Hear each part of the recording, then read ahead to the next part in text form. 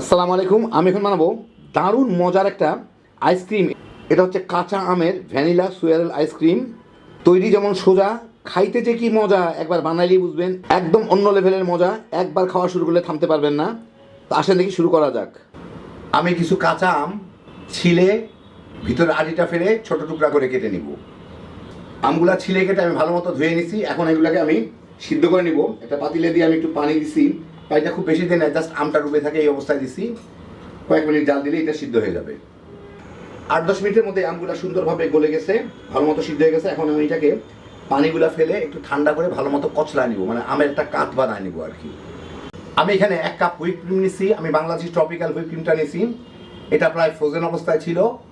এর মধ্যে 1 চা চামচ ভ্যানিলা এসেন্স দিব। এখন এর সাথে আমি এখানে চিনি 1 কাপ চিনি গুঁড়া করে রাখছি, একদম ফাইন গুঁড়া করে রাখছি আর কি, মানে আইসিং সুগারের মতো। ওটা অল্প অল্প করে এর সাথে দিয়ে, মানে 3 বারে দিব। দিয়ে আমার ভাঙাচুরা একটা বিটার আছে, ওইটা দিয়ে কোনো মতে বিট বিট করে এটাকে আমি হুইপ ক্রিম বানায় নিব।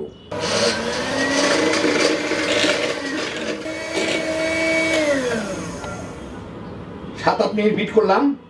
মোটামুটি একদম খুব শক্ত দরকার নেই, মোটামুটি একটা পিক উঠে, ভালো মতো পিক উঠে এরকম একটা ক্রিম হইলেই হয়ে গেল। এটাকে এখন ফ্রিজে রেখে বাকি জিনিসগুলো বানানো শুরু করব।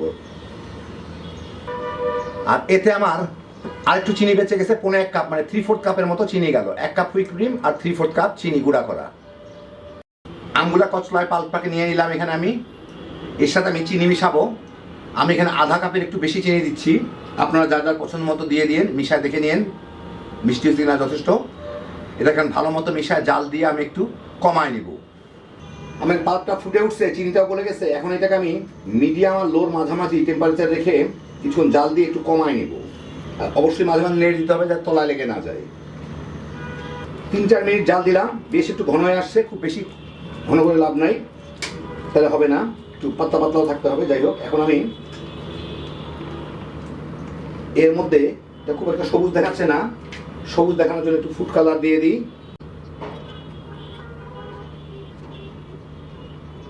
এতেই চলবে, একটু মিশাই দিয়ে দিই। বাস হয়ে গেল আমার ভিতরে আমের অংশটুকু। এখন বাকিটুকু তৈরি করে নিই। আমি এখানে 1 লিটার দুধ নিয়ে এসেছি। এর সাথে আমি আধা কাপ কর্নফ্লাওয়ার দিব, 1 কাপ চিনি, চিনিটা যার যার রুচি মতো দিয়ে নিন। প্রায় 1.5-2 চা চামচ ভ্যানিলা এসেন্স দিব। এখন এটাকে ভালো মতো মিশায় আমি জাল দিব। এটা জমে ঘন কাস্টার্ডের মতো থকথকে জিনিস হয়ে যাবে। আঁচটা মাঝারিতে রাখবো আর এইভাবে আমি নাড়তে থাকবো। এটা 4-5 মিনিট লাগবে ঘন হয়ে যাইতে আর কি, ফুটে উঠতে। কিন্তু তার মধ্যে নেড়ে যাইতে হবে, নইলে তলার দিকে কিন্তু জমে যাবে। এভাবে একদিকে ঘুরায় ঘুরায় নেড়ে দিতে হবে। এই 5-6 মিনিটের মধ্যেই এটা ফুটে উঠে এরকম ঘন হয়ে যায়। দেখেন অনেকটা কাস্টার্ডের মতো,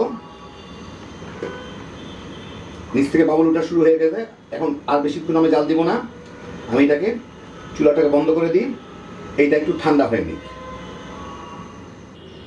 সব কিছু ঠান্ডা হওয়ার পরে আমি হুইপ ক্রিমগুলো ফ্রিজ থেকে বের করে নিলাম। এখন এর মধ্যে আমি এইগুলাকে দিয়ে দিব। এগুলো দেখেন, এগুলো অনেকটা কাস্টার্ডের মতো হয়ে গেছে। ঠান্ডা হওয়ার পরে পুরোটাকে দিয়ে দিব এর মধ্যে আমি।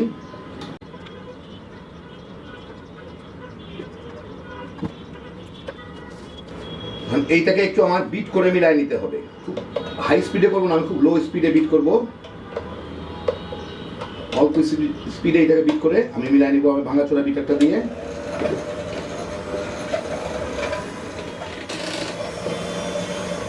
ভালো মতো মিলাই নিলাম। এখন আমি যে কন্টেনারের মধ্যে আইসক্রিমটা জমাবো, এরকম আমার 2টা কন্টেনার লাগবে আমার। একটা এটা হচ্ছে 1.5 লিটার আর একটা 1.5 লিটারের মতো। যাই হোক, এর মধ্যে আমি এখান থেকে কিছু এগুলো দিব,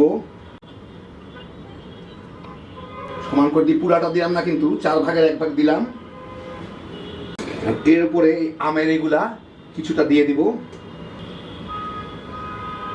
লম্বা লম্বি করে দিব এইভাবে।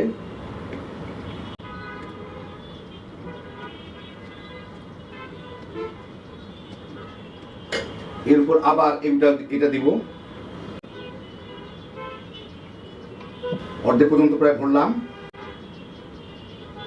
আবার কিছু আম দিয়ে দিব।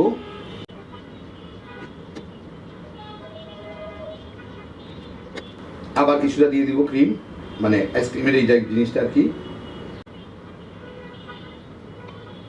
সমান করে দিয়ে আর একটু আমের পাল্প দিয়ে দিব।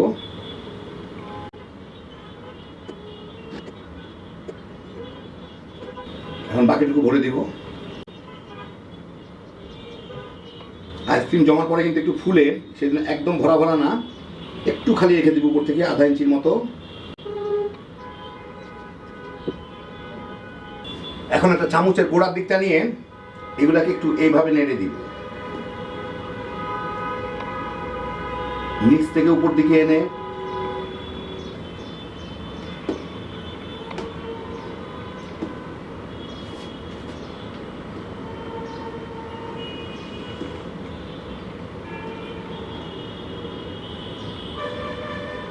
বাস সমান করে দিয়ে এটাকে আমি একটা ঢাকনা লাগায় আমার ডিপ ফ্রিজে রেখে দিব প্রায় 24 ঘন্টার মতো। একটু জমতে সময় লাগবে, তারপরে একদম পুরা জমে গেলে আপনাদের আমি বের করে দেখাচ্ছি। তো 24 ঘন্টা রেখে দেওয়ার পরে এই হচ্ছে আমার আইসক্রিমটা, মোটামুটি ভালোই জমে গেছে মনে হয়। এই যে দেখেন, উপর থেকে সাদা দেখা গেল, ভিতরে অন্য রকমের। আমি আপনাদের একটু কেটে দেখাচ্ছি।